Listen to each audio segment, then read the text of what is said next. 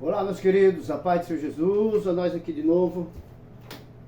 Vamos dar início aí à nossa primeira pré-aula de 2024, né? Estamos aqui com a nossa revista Betel, a revista do primeiro trimestre de 2024, né?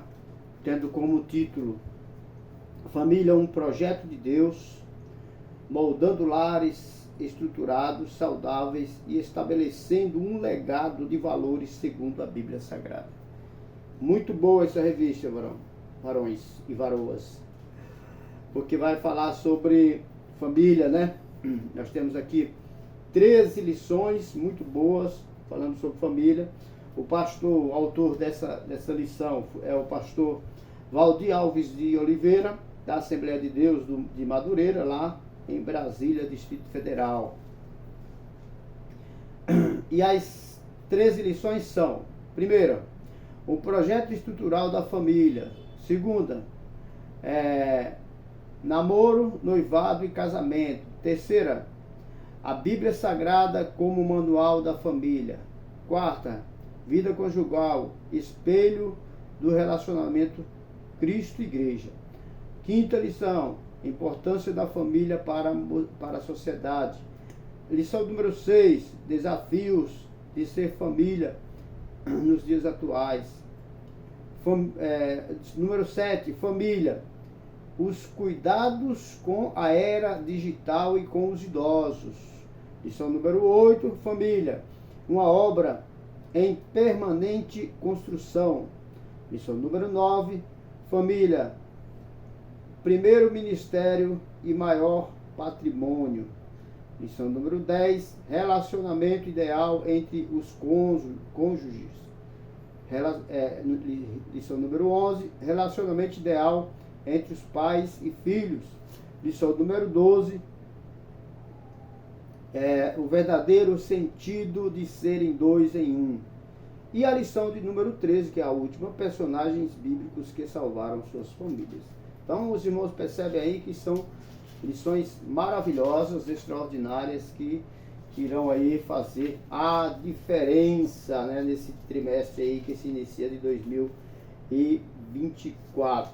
Essa primeira lição, ela será, né, no dia 7 de janeiro de 2024. E nós já estamos aqui, passando aqui, né, na primeira semana, essa pré-aula, para que os irmãos tenham aí um suporte doutrinário, teológico, né, para que os irmãos possam ter uma base aí, uma noção aí de todo o conteúdo da revista. Vamos lá. Antes de começar, irmãos, eu gostaria de pedir aos irmãos que os irmãos se inscrevessem, ativem o sininho, né, compartilhem nossos vídeos para que sejam divulgados. Quando vocês divulgam os nossos vídeos, eles começam a ter ser mais perceptíveis aí pelos que estão assistindo, e vocês também são beneficiados. E quando vocês compartilham, aquelas pessoas que recebem o conteúdo também são abençoados, tá bom? Que Deus abençoe a todos, né? E vamos dar início aqui. O tema da primeira lição é o projeto estrutural da família. Texto áureo: e disse o Senhor Deus, não é bom que o homem esteja só. Far-lhe-ei uma disjuntora que esteja como que diante dele. Gênesis 2:18. Texto de referência se encontra em Gênesis 2, capítulo 2, versículo 18 ao 24. Certo? O irmão tem aí na sua revista aí o texto de referência, tá? E vai acompanhando aí. A introdução diz o seguinte: iniciamos esse trimestre enfatizando que o casamento faz parte da formação da família como projeto de Deus após a criação do homem, certo? O casamento, ele faz parte da formação da família. né, como o projeto de Deus após a criação do homem. Porque o homem, ele é a cereja do bolo, né? Ele é a cereja do bolo na criação, né? Deus fez o homem como a parte especial da sua criação. Continuando aqui, subtópico 1. O projeto família. Ponto de partida. Deus é o criador da família. Deus é o criador da família. As más línguas dizem que não existe casamento perfeito. Né? E isso é uma grande mentira, viu, irmãos? Porque tudo que Deus fez foi perfeito. O que desvirtuou a criação de Deus foi o pecado. Certo? Porque tudo que Deus fez foi perfeito, né? Assim como o casamento, tudo que Deus fez foi perfeito. Eu me lembrei da pergunta de um irmão que ele perguntou para mim. A pergunta parece boba, né? Mas é interessante. Ele perguntou: ô irmão Antônio, Adão teve umbigo? E eu falei: rapaz, essa pergunta é minha.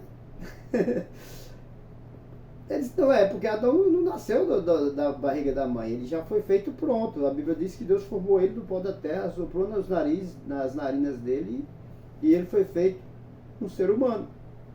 Né? Para ele ter um umbigo, ele teria, no caso, que ter sido gerado, assim como todo ser humano, né? Com o homem e a mulher, e na barriga da mãe, aí ele ia ter o cordão umbilical. Para que serve o cordão umbilical? Né? Para alimentar, para a mãe, no cordão umbilical, a criança é alimentada e recebe oxigênio, e tem mais outros fatores também que contribuem para o bem-estar da criança, através do cordão umbilical. Só que quando a criança nasce, que corta o cordão, aquilo ali, nosso umbigo se torna uma cicatriz, certo? Mas o umbigo, ele não é só um órgão, certo? Que contribui para o bem-estar da criança no ventre de sua mãe. Ele é também, né, um fator que contribui, né, para a estética humana. Imagina uma barriga sem umbigo. É horrível. Então, assim como uma fábrica, eu respondi para ele, assim como uma fábrica produz o primeiro carro de uma linha de automóveis, né? Ele cria ali o primeiro carro. Ele, até na área estética, ele faz tudo perfeito. Deus também. Deus não poderia deixar Adão sem um umbigo, porque ali é a parte estética da criação de Deus. Então eu acredito que até nessa questão Deus trabalhou e fez Adão com umbigo, Eva com umbigo também, certo? E porque o umbigo, ele não serve só como um cordão umbilical, ele é também, no nosso corpo físico, ele serve na parte estética, né? E, bom, se você for avaliar por esse ponto de vista, essa é a forma mais coerente que podemos avaliar, certo? Mas voltando aqui para o casamento, Deus criou tudo perfeito, né? Tudo perfeito. O problema está na falta de obediência para com o manual que Deus deixou. Deus, quando criou Adão e Eva, ele estabeleceu regras, normas e princípios, certo? Mas eles desobedeceram. E foi isso que desvirtuou o casamento até os dias de hoje. Não foi Deus que não fez o casamento perfeito. Deus fez o casamento perfeito, sim. Mas, assim como muitas coisas hoje, né, estão imperfeitas por conta do pecado, assim também aconteceu no casamento. Mas se o homem e a mulher de Deus tiverem temor e obediência e seguirem o manual de instrução que é as Escrituras Sagradas, com certeza Deus vai abençoá-los e esse casamento ele vai ter êxito até que a morte os separe, certo? Vamos continuar aqui. Tópico 1. A finalidade do projeto, ou seja, o propósito do projeto. Qual era o propósito do casamento? Aí ele fala aqui algumas finalidades. Ele fala não deixar o homem só, né? Ou seja, ter uma companheira, não deixá-lo sem uma adjuntora, ou seja, uma ajudadora. A adjuntora é uma pessoa que o ajuda, o auxilia, no caso aqui a mulher, né? Ter alguém no mesmo nível, pois para o homem não havia, ou seja, todos os animais tinham ali o seu par, o homem não, o homem estava sozinho, certo? Socializá-los com seres da mesma espécie. Quando Deus falou, crescer e multiplicai, o homem tinha que ter filhos, né? E aí criar uma sociedade com pessoas e essas pessoas iriam se socializar entre si. Bom, frutificar e multiplicar, encher a terra.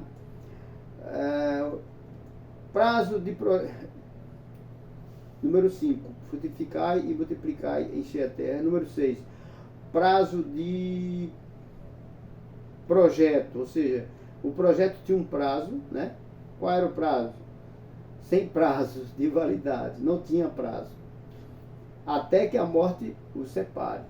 Quando você vai lá para Mateus 5,31, o texto lá nos diz o seguinte. Olha só o que diz o texto de Mateus 5,31. Diz assim, ó. Também foi dito, qualquer que deixar a sua mulher, que lhe dê carta de desquite. Qualquer que deixar, também foi dito, qualquer que deixar a sua mulher, que lhe dê carta de desquite. Jesus estava fazendo referência a um texto de Êxodo 24, versículo 1. Porque lá, naquela época, os homens casavam, né? E às vezes ele não ia mais com a cara da mulher, se separava. E a coitada que ficava sozinha. E Jesus vem para resolver essas questões, essas injustiças. E aí ele fala, né? Ele fala o seguinte, versículo 32. Eu, porém, né?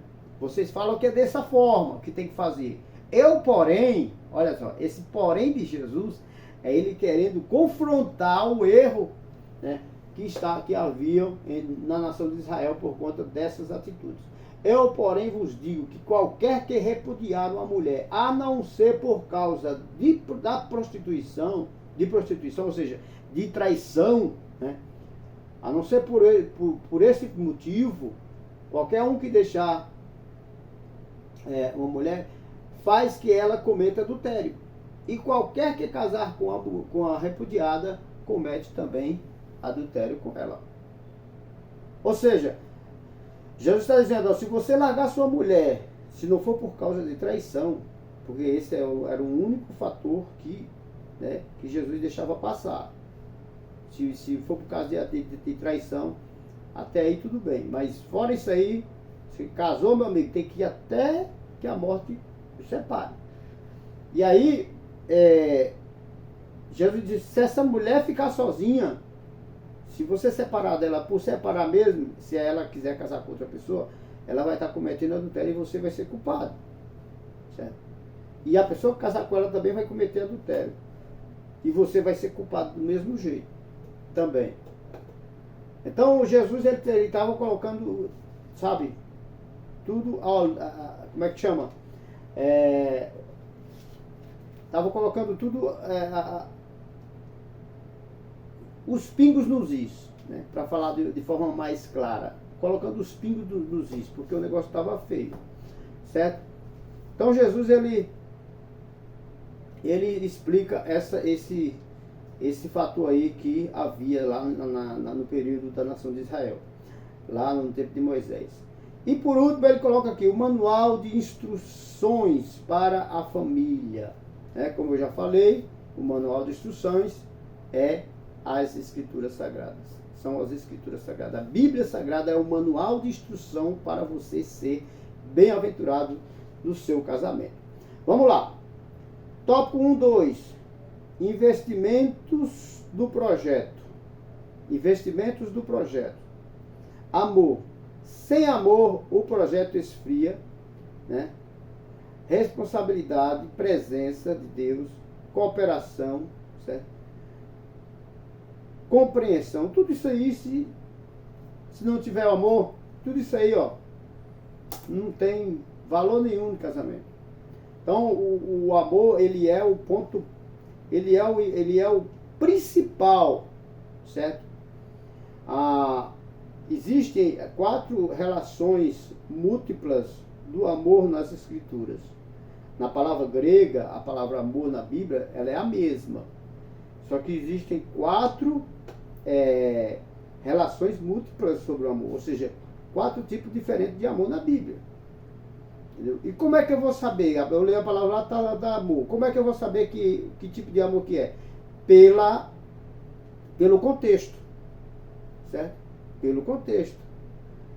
Quando a Bíblia diz assim, ó, porque Deus amou o mundo de tal maneira que deu o seu Filho unigênito para que todo aquele que nele crê não pereça, mas tenha a vida eterna. A Bíblia está falando do amor de Deus. Deus amou o mundo de tal maneira, e esse mundo são as pessoas. Certo? O amor de Deus. O amor de Deus é o amor ágape. Certo? Quando você, isso está lá em João 3,16. Quando você lê lá na primeira epístola de João, no capítulo 2, versículo 15, diz assim: filhinhos, não ameis o mundo, nem o que no mundo há. Se alguém ama o mundo, o amor do Pai não está nele. Esse aí já é um tipo de amor que se refere ao sistema de pecado que existe nesse mundo. Entendeu? Que é o amor pela bebida, o amor pelo alcoolismo, amor pelo dinheiro, entendeu? Então existe. Então deixa eu explicar aqui para vocês a questão da palavra amor, né? Ó, esses 4 aqui estão relacionados a relações humanas, certo? O primeiro é o amor ágape, que é o amor de Deus, certo? O amor ágape, ele é a base, por isso que ele é o primeiro, certo? O segundo é o amor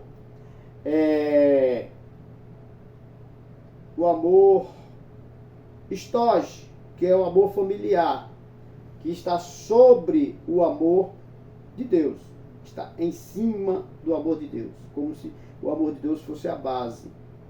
Acima do amor familiar está o amor fileu, que é o filantrópico, que é o amor, né, pelo próximo, certo? Amor pelo próximo é aquele quando você sofre o sofrimento do outro e sente aquela no coração, sabe, a dor do outro. Isso aí é amor pelo próximo. E por último, o amor eros, que é o amor físico, que é o amor erótico. Então, no casamento existe o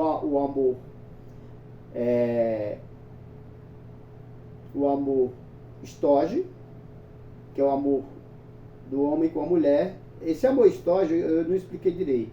Ele é o amor familiar, então inclui o amor do homem com a mulher, do pai com o filho, do irmão com o irmão. É o amor familiar, inclui toda a família.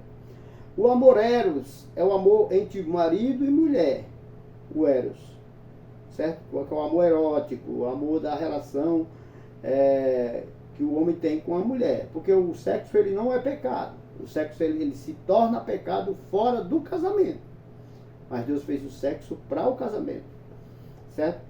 Por isso que quando ele fez o homem, que uniu os dois, disse: crescer e multiplicar, e encher a terra, né? E por fim tem o amor fileu, que é o amor filantrópico, que é o amor ao próximo. Se você tem o amor ágape, que é o amor de Deus, como base, e o amor estóge, que é o amor família, e depois o amor eros, que é o amor do homem com a mulher, e depois o amor fileu, que é o amor filantrópico, tudo em cima do amor de Deus, tendo o amor de Deus como base, então a sua vida espiritual estará sempre bem alicerçada. Porque em todas as áreas você só vai agir no centro da vontade de Deus.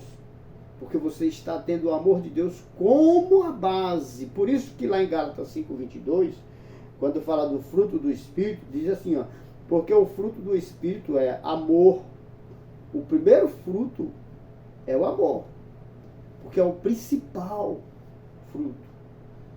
Quando você ama, todas as coisas viram nada. O amor, ele é o centro, entendeu?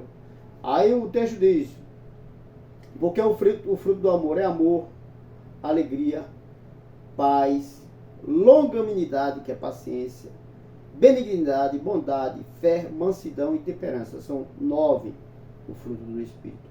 Mas o primeiro deles é o amor. Então, na família, a primeira coisa que você tem que ter como base é o amor de Deus. Se você vai tomar qualquer decisão, vai pela palavra de Deus, que a palavra de Deus revela em Cristo o amor dele para com as nossas vidas, certo? Então, é dessa forma que nós iremos vencer, que nós iremos conseguir vencer todas as dificuldades quando nós colocamos o amor de Deus como base em nossa vida e na relação família, certo? Bom, vamos lá. Tópico 1.3. Especificações do projeto. O que são especificações do projeto? Especificações do projeto aqui está falando de especificações do projeto família, né? A fórmula e a receita foram criadas, né? Macho e fêmea os criou. Gênesis 1:27. Macho e fêmea os criou. Aí o texto diz assim, ó. Gênesis 1:27 diz, macho e fêmea os criou. Aí o texto seguinte, que é o 2:24, diz assim, ó. Deixará o homem, pai e mãe, e unir-se-á a sua mulher. Então nós percebemos aqui que o amor, ele é hétero, ou seja, é entre homem e mulher, né? Que diz assim, deixará, no capítulo 1, versículo 27. Macho e fêmea os criou. Deus criou macho e fêmea para que os dois se tornassem um, né? No casamento. Ou seja, o casamento ele é hétero, certo? Ou seja, ele é constituído por um homem e uma mulher. Ele também é monogâmico. O versículo Gênesis 2:24 diz assim, ó. Deixará o homem, o pai e a mãe e unir-se-á a sua mulher. E ambos serão uma só carne. Ou seja, ele é monogâmico. Porque a poligamia é pecado. Certo? O amor, a pessoa com quem você casou é a pessoa que você tem que viver até o final de sua vida. Certo? E há divórcios? Porque existem hoje, por conta do pecado, né? Que o pecado desvirtuou, né? Essa instituição tão maravilhosa que é o casamento. Mas o nosso Deus, ele ainda está, através da sua palavra, né? Transformando vidas, restaurando famílias e mudando situações. Então, ele é hétero e é monogâmico, certo? Quando você vai lá para Gênesis 1, 27 e 28, vamos ver lá, Gênesis 1, 27 e 28. Gênesis capítulo 1, versos 27 e 28.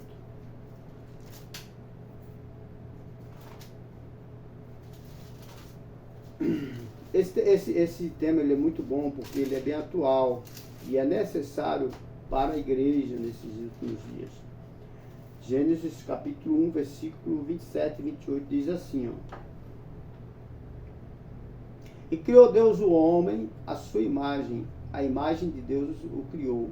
Macho e fêmea o criou. E Deus os abençoou e Deus lhes disse, frutificai, multiplicai-vos, enchei a terra, sujeitai-a, né? Dominai sobre os peixes do mar, sobre as aves dos céus e sobre todo animal que se move sobre a terra. Então você percebe que o casamento ele é hétero, entendeu? Ele não é o que muita gente por aí prega, em até algumas denominadas que se denominam igrejas, né, entre aspas, pregam que o casamento ele pode ser homoafetivo. Isso não existe, tá? É a Bíblia que está dizendo, não sou eu que estou falando, certo? Porque se Deus falou, crescer e multiplicar, encher a terra, é a palavra de Deus que está falando. Quando você lê o versículo 2, capítulo 2, versículo 24, olha o que diz. Portanto, deixará o varão, o seu pai e a sua mãe, e apegar-se-á a sua mulher, e serão ambos uma só carne. Olha só, o casamento, ele não é homoafetivo, ele é hétero. Ele é hétero. Vamos ler só mais um versículo para a gente concluir aqui esse tópico. Romanos capítulo 1. Olha só.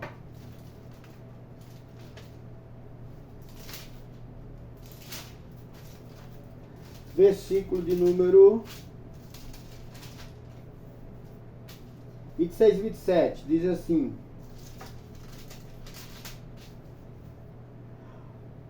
E 27. Pelo que Deus os abandonou as paixões infames, porque até suas mulheres mudaram o uso natural, no contrário à natureza. Até as mulheres mudaram o uso natural. Aí, continuando, ele complementa. E, semelhantemente, também os varões, deixando o uso natural da mulher, se inflamaram em sua sensualidade uns para com outros, varão com varão, cometendo torpeza e recebendo em si mesmo a recompensa que convinha ao seu erro. Então você percebe que Deus condena, né, o homossexualismo. Deus condena isso aí. Então, como eu falei, não sou eu que estou falando, é a Bíblia Sagrada, certo? Entendeu? Agora, se você perguntar, mas a Bíblia é um livro antigo que está que está desatualizado. Não. Pecado sempre foi pecado, certo? E a palavra de Deus sempre foi verdadeira. Certo? É o ser humano que quer alterar, sabe, aquilo que Deus criou. Certo? Mas a Bíblia já nos adverte, né? Se alguém apresentar um outro evangelho, além desse que foi escrito, que seja anátema, que seja maldito, certo? Então nós temos que ir para a Bíblia, certo? Coloca dois homens numa ilha, certo? Dois homens numa ilha e deixa lá. Os dois vão ficar velhinhos, os dois, e não vai dar em nada. Coloca duas mulheres também. Entendeu? Agora coloca um homem e uma mulher. Só um homem e uma mulher lá numa ilha. Espera aí uns 50 anos, ou menos 30 anos, 40 anos, já estará constituída uma família grande nessa ilha. Porque Deus criou, certo, o casamento para o homem e a mulher, o macho e a fêmea, certo? Então não adianta a gente ficar discutindo isso, porque já está, é a Bíblia que nos diz, é a Bíblia que nos fala, e ninguém pode ir contra a palavra de Deus. Né? Certo? Vamos lá. Tópico 2. A família precisa estar firmada em Deus. Tópico 2.1. O casamento é a base sólida e oficial para a implantação da família. O casamento é a base sólida e oficial para a implantação da família. Como encontramos no manual bíblico, o estabelecido no princípio é a formação de uma família a partir do casamento, certo? Então, irmãos, o casamento ele é algo que foi instituído por Deus, certo? E o manual bíblico, ele coloca aí, por exemplo, temos 3 aspectos, né, do casamento. Primeiro, ele é uma ordenança, está lá em Gênesis 2:27, é uma ordenança. Gênesis 2:27.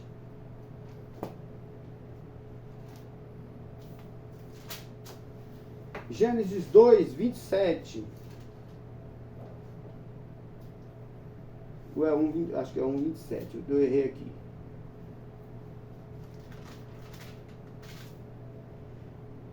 E criou Deus o homem, a sua imagem, a imagem de Deus o criou, macho e fêmea os criou. Entendeu? Então, é uma ordenança bíblica. E quando Deus fala assim, ó, crescer, versículo 28, e Deus os abençoou e disse: frutificai e multiplicai-vos, enchei a terra. Essa questão de encher a terra é uma ordenança, certo? E quando o homem casa, ele faz uma aliança. O que é uma aliança? É um pacto um pacto de confiança, um pacto de amor, um pacto de união, um pacto de credibilidade. E, por último, é uma necessidade humana. O casamento é uma necessidade, né? Como está escrito em Gênesis 2,18, o próprio Deus diz: não é bom que o homem esteja só. Deus não fez o homem para viver sozinho. É certo que existem pessoas que nascem, como diz a palavra de Deus, eunucos por natureza, né? Mas isso aí não são regras, são exceções. 1 Coríntios 7, 2 diz o seguinte. 1 Coríntios 7, 2. Olha o que é que diz. Mas por causa da prostituição, cada um tenha a sua própria mulher e cada uma tenha o seu próprio marido. Certo? Então, é uma necessidade humana o casamento. O homem não pode ficar, nem a mulher, sem constituir uma família, porque o negócio fica feio. É uma necessidade humana. Certo? Tópico 2.2. A família deve cultivar a prática devocional. Os hábitos da leitura bíblica regular,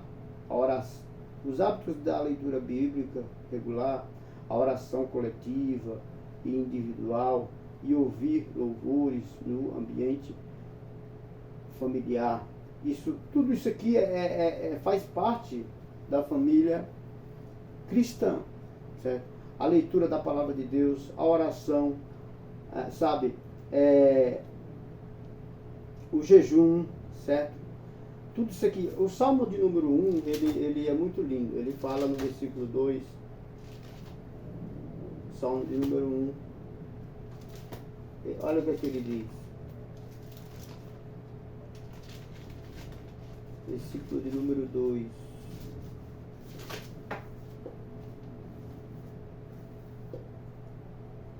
Diz assim, ó: antes tem o seu prazer na lei do Senhor, e na sua lei medita de dia e de noite. Certo?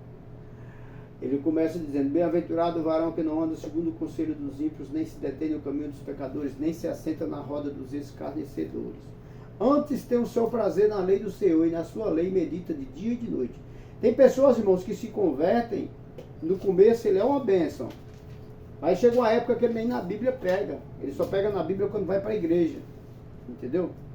Porque as coisas deste mundo invadiu o coração dele, tirando toda aquela necessidade que ele tinha de servir a Deus, de honrar ao Senhor, de estar na presença do Senhor. Certo? Então a esposa às vezes convida ele ali para uma oração, a esposa chama ele para uma leitura bíblica, mas ele não tem compromisso. A Bíblia dele é ali na estante. Quando ele vai para a igreja, que ele vai às vezes uma vez por semana, aí é que ele pega na Bíblia. Quando que a palavra de Deus, irmãos, nós temos que pegar ela todos os dias da nossa vida. Temos que abraçar essa palavra, comer essa palavra. Ela é alimento para a nossa alma. E no que diz respeito à família, ela é alimento para toda a casa, para toda a família. Certo? Então não devemos nos esquecer dessa parte, né? A parte devocional em casa, né? Aquele momento de oração, aquele momento de consagração, certo? Aquele momento do louvor, muito bom. Às vezes a minha esposa está louvando aqui, eu começo a sentir a presença de Deus Isso é muito bom, isso é bom demais. Bom demais. Vamos lá. Tópico de número 2, 3. Todo novo matrimônio precisa cortar o cordão umbilical. Olha aqui o cordão umbilical de novo. Ai, Jesus. Deixará o homem pai e mãe. Gênesis 2, 24. Se possível, geograficamente, financeiramente, emocionalmente, nas tomadas de decisões, né? Irmãos, é interessante quando a gente casa, porque a gente é inexperiente. Estamos entrando aí, quando o homem casa, ele está entrando numa situação nova. Tudo para ele é novo, entendeu? Então fica um pouco difícil, certo? Então o autor aqui fala que, se possível, ele usou até a expressão correta, se possível, tem que cortar o cordão umbilical, né? E deixar pai e mãe geograficamente, ou seja, morar distante, certo? Financeiramente, procurar sempre se cuidar, sem estar precisando, sem estar pedindo dinheiro ao pai ou à mãe, né? Emocionalmente e nas tomadas de decisões. Só que temos que ter um cuidado também para orientar os pais, para que eles não deixem esse casal que acabou de casar, não deixe eles ali à toa. Tem que estar de olho, prestando atenção, certo? Porque eles estão numa situação nova, certo? Então eu acredito o seguinte: uma visita vez por outra é bom, certo? A questão financeira: se o filho precisar do pai, o pai deve ajudar, certo? Deve ajudar, obedecendo alguns limites, porque quando você ajuda demais, muitas das vezes você, ao invés de fazer o bem, você faz o mal, e a pessoa vai se sentir tão confiante que vai relaxar. Quando você ajuda só no necessário, aí sim, eu sou a favor, certo? Mas tem que ter cuidado, certo? A questão financeira, perdão, emocional, né? Sempre estar conversando, tomadas de decisões. Eu sou a favor dos filhos que vai tomar uma decisão e pede orientação ao pai. Pai, eu estou pensando em fazer isso. O que é que o senhor acha? O senhor que tem mais experiência do que eu, me ajuda aí. Isso é bom, certo? Isso é bom. Só que tudo dentro de um limite, porque aquele casal tem que aprender a viver, entendeu? E cortar o cordão umbilical e aprender a viver ali independentemente.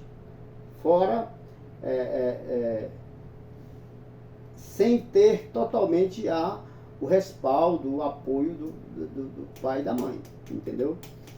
Isso é uma coisa que nós temos que ter cuidado. Tanto os pais, quanto o casal tem que ter cuidado. Manter o equilíbrio ali para não tomar decisões precipitadas sem antes consultar o pai e a mãe. Quando você consulta o pai e a mãe, você está consultando pessoas que têm experiência, certo? Entendeu? Isso é importante. Se tiver na dúvida. Se não tiver na dúvida, vai lá, faz o que tiver de ser feito, com certeza. Se você estiver orando e pedindo a direção de Deus, vai dar tudo certo. Aí aqui, ó, respeitar e honrar pai e mãe é um mandato com promessa. Está lá em Efésios, capítulo 6, do versículo 1 ao versículo 3. Paulo, ele aqui está citando o Êxodo 20, versículo 12. Há uma promessa bíblica. Irmãos, essa promessa, ela é muito interessante. Eu não vou ler Éfeso, eu vou ler o texto que Paulo está citando, certo? Paulo está fazendo referência a um dos 10 mandamentos, que é honrar pai e mãe, que é o versículo 12, né? Êxodo 20, 12, diz assim: honra teu pai e tua mãe, para que se prolonguem os teus dias que o Senhor teu Deus te dá. Então, honrar pai e mãe é um mandado, é uma promessa que tem como cumprimento, né, a, a vida, certo? Como quando você honra pai e mãe, Deus promete a você que você vai viver bastante. E isso é uma coisa, irmãos, deixa eu falar, que não acontece só com os cristãos não, viu? Pessoas que honram pai e mãe, independente da religião, honrar pai e mãe é você respeitar, entendeu? Independente de quem ele seja. Ah, mas meu pai ele é um pingunço. Minha mãe ela é uma boca suja. Meu pai ele faz isso. Não importa. Ele é seu pai e ela é sua mãe. Entendeu? Ainda que você não concorde com muitas das vezes com aquilo que eles praticam, com a forma deles serem, você tem que honrá-los e respeitá-los até o final da tua vida, certo? Porque é bíblico, ele criou vocês, seu pai e sua mãe criou você, entendeu? Então, independente, criou você, cuidou de você, entendeu?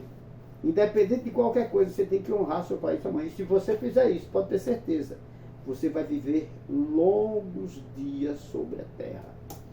Quando eu falo longos dias, são muitos anos mesmo.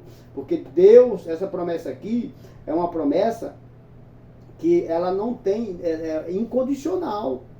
Se você cumprir, Deus é fiel para cumprir também com aquilo que ele falou. Certo? Então é muito bom mesmo. Bom, tópico 3, as promessas de Deus para a família. Um coração reverente teme e anda nos caminhos do Senhor. Está no versículo 1, certo? Teme e anda nos caminhos do Senhor. Vamos ler esse texto aqui? Ele está fazendo referência ao Salmo 128. As promessas de Deus para a família. Está no Salmo 128. É um salmo muito lindo, certo? Que nós temos que ter aqui, sempre meditar nele, para tê-lo, para aprendermos através dele, certo? Salmo 128. Olha só o que ele diz. Bem-aventurado aquele que teme ao Senhor e anda nos seus caminhos. Olha só. Então, o tópico 3 diz assim, ó, que um coração reverente, ele teme e anda nos caminhos do Senhor, certo? E ele é bem-aventurado, certo? Ele é bem-aventurado. O tópico 3.1 diz assim, ó, a tua mulher será como a videira frutífera aos lados da tua casa.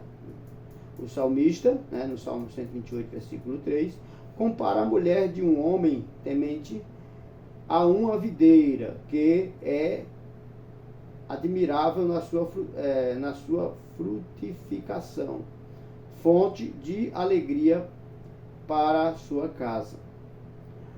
O 3.2 diz assim, ó, os seus filhos como plantas de oliveira, à roda da sua mesa.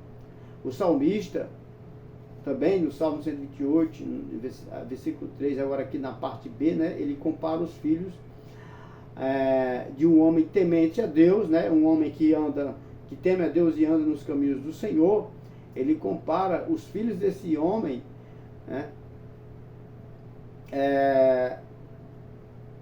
a uma oliveira, que é uma das mais valiosas árvores para os hebreus. Olha só que interessante aqui. Tanto no tópico 3, como no tópico 3.2, 3.1, como no tópico 3.2. No subtópico 3.1, ele compara a mulher do homem temente a Deus como uma oliveira, certo? E no subtópico 3.2, ele compara os filhos de um homem temente a Deus como uma oliveira. A mulher como uma videira, que produz uvas, e os filhos como uma oliveira, que produz azeite, o óleo de azeite, óleo de azeite, e aí A videira e a oliveira eram sinais de bênção para Israel, pela sua importância, certo? Tanto a uva quanto o azeite, eles serviam para eles tinham muitas utilidades em Israel, sem contar que quando se produziam esses frutos, eram sinais de bênção para a nação, certo? Então, o autor do Salmo, ele está dizendo que quem teme a Deus e anda nos seus caminhos, a sua esposa será como uma videira e seus filhos serão como oliveira, certo? Serão abençoados, serão muito abençoados, glória a Deus. E quando nós procuramos fazer a vontade do Senhor, irmãos, nós também receberemos essas bênçãos, certo? Porque o nosso Deus, ele abre portas, ele derrama bênçãos, ele cura, ele salva, ele liberta, ele faz milagres, certo? E você, quando você anda, teme ao seu Deus, anda nos caminhos do Senhor, e você que é jovem, né, e quer casar, sempre faz uma oração a Deus e pede uma direção a Deus. Senhor, me mostra a pessoa certa, uma pessoa que tema ao Senhor, uma pessoa que sirva ao Senhor, que faça a vontade do Senhor. E aí Deus prepara a pessoa certa, né? Uma pessoa temente a Deus, uma pessoa que gosta que ela está em casa lavando a louça, tá cantando hinos de louvor, ela tem um tempinho sobrando, ela está lendo a palavra de Deus, está estudando a palavra, ela acorda cedo, vai orar, entendeu? Então, porque você teme a Deus, você anda nos caminhos do Senhor, então as bênçãos do Senhor, elas vão sendo delineadas em tua vida, porque Deus vai derramando uma por uma. E aí quando você tem os seus filhos, você cumpre aquele versículo que sempre nos ensina, né? A criar os filhos dentro dos princípios das Sagradas Escrituras, né? Ensina o menino no caminho que deve andar, né? Para que ele não se desvie dele. E aí quando você ensina seu filho nos caminhos em que ele deve andar, esse menino ele vai crescer, né, como uma oliveira frutífera, sabe, abençoada, vai ser um menino temente a Deus, obediente, vai fazer a vontade de Deus, certo? A palavra vai estar, sabe, enraizada no coração dele, e ainda que aconteça dele se afastar do Evangelho, quando as coisas apertarem, as Escrituras vai estar enraizada aqui, ó. Ele vai correr para os pés de Jesus o mais rápido possível. Então, vale a pena, irmãos, nós estarmos, sabe, tementes a Deus, como diz o Salmo 128, e andar nos caminhos do nosso Salvador. Concluindo aqui do tópico 3.3, viverá para ver os filhos dos teus filhos. O salmista, no Salmo 128, na parte A do Salmo, ele diz como será abençoado o homem temente a Deus, né? A promessa de viver para ver os filhos, né? Que está no versículo 6, né? Em 6 versículos, esse texto aqui do Salmo 128 alcança 3 gerações. 3 gerações. Ele casa, tem sua esposa, seus filhos e ainda vê os netos, né?